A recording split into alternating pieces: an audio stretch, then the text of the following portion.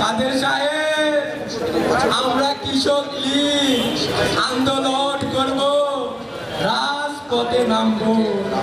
আমি বললাম কোন শাখার কৃষক লীগ? ওরা বলল গুলশান শাখা।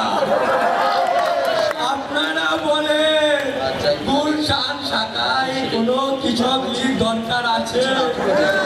আছে এক টুকরা জমি গুলশান শাখায় কি আছে?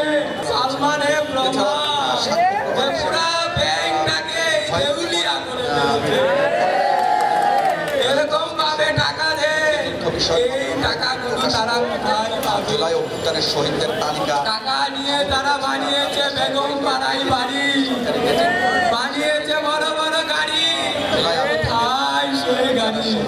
গাড়ি নেই, তাই বলবো উল্টা পাল্টা কোনো গুলশান বনানীতে প্রতিষ্ঠা করলে হবে না, যেতে হবে গ্রামে গ্রামে, সকলের অন্তরে বুঝতে হবে। আর বাংলাদেশে কারো অন্তরে আওয়ামী লীগ না।